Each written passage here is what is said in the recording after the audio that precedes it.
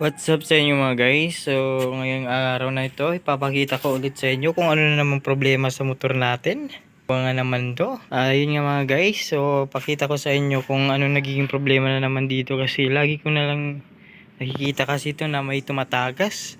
Hindi ko alam, nagli-leak siya ata siya. So dito guys, kung makipapansin niyo, papakita ko po sa inyo kung anong diferensya sa motor. Oo. So dito po guys, lagi tumutulo po siya. Naglilik po siya, oh. Ito pa yung asiti niya, oh. Yung oil. Nanggagaling po siya dito guys. Dito. Dito. Diyan. Ano kayong magandang solusyon dyan guys? Para hindi na siya mag-leak. Kasi lagi ko itong nakikita. Pag pinaparking ko to, laging may tumutulo po ba. So, anong dapat gawin para hindi na siya mag-leak po? Kasi lagi na lang baka natatakot kasi ako baka maubusan ng oil ba sa loob.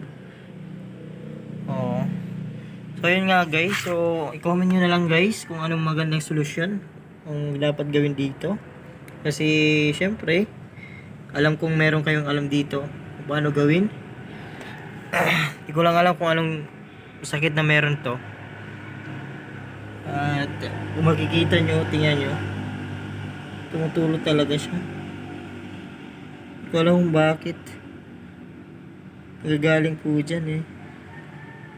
Comment din nyo guys kung bakit nagkakaganon yung motor sa makina, nagkakaroon siya ng leak. Anong dahilan ba't nagkakaroon ng leak? Ano ang dapat gawin para hindi na mag-leak siya? So yun nga guys, so i-comment nyo na lang guys na kung anong dapat gawin. Tulungan nyo po ako sa problema na meron tayo dito ngayon sa motor natin. So ayun, no, nagagaling po siya dito guys. Diyan na. Dito, yung parang ano yung dito sa takip na to. Diyan. So yun nga guys, so maraming salamat po. I-comment nyo na lang guys. Salamat, bye bye.